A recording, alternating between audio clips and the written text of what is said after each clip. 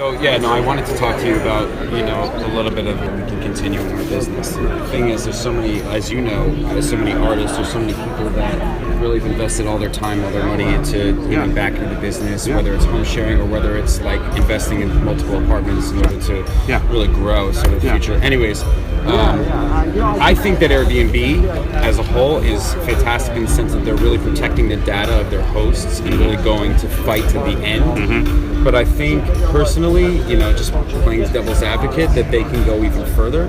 I think that they should be sending more officials to City Hall. I think they should be sending more representatives to go out and fight for us, to give us a voice, because like the other guy said, hey, like we're kind of outnumbered. Right. The other thing I wanted to ask you is like just sort of what are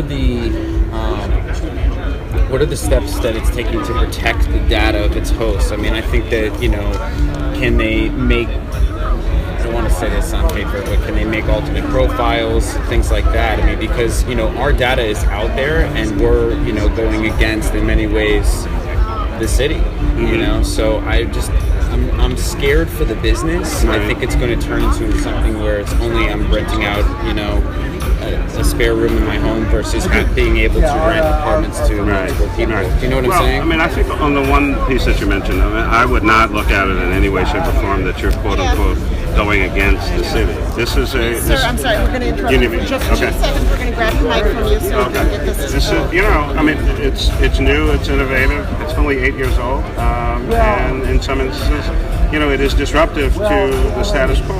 Right. It doesn't mean you're against the city. Well, I'm just talking about the laws, for instance, in Los Angeles, they just came out with what you recommended, which is saying, like, we're going to start taxing it and giving that money to the homeless population, a huge homeless problem here. But it's an actual benefit to the city. 100%, and I'm on your side. But, talking about, like, 180 days, that's what they're limiting to. There's huge fights in major areas. There's a sign outside that says don't take away real estate from low-income people. But, hey, that's not our problem. That has nothing to do with us. So, so I guess I'm very passionate about this, as you can tell. So is it Airbnb's responsibility to be acting on behalf of affordable housing? Are you actively removing multi-unit operators from your platform? So, first, there is an effort to deal with.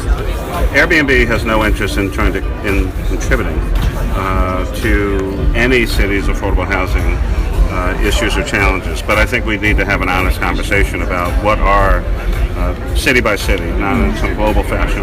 What are the affordable housing challenges in a particular city? Obviously, I don't know all of them. I certainly don't know New York or Boston's or San Francisco's or LA's particular circumstances.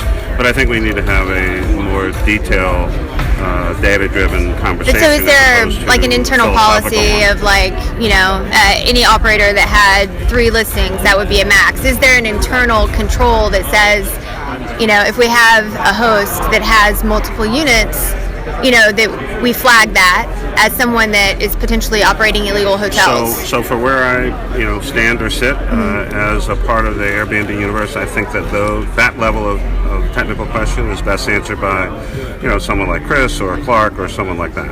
So they are doing that. My role is to help with overall policies and cities. But it's not a policy to remove commercial operators. I'd rather you ask them that question. Okay.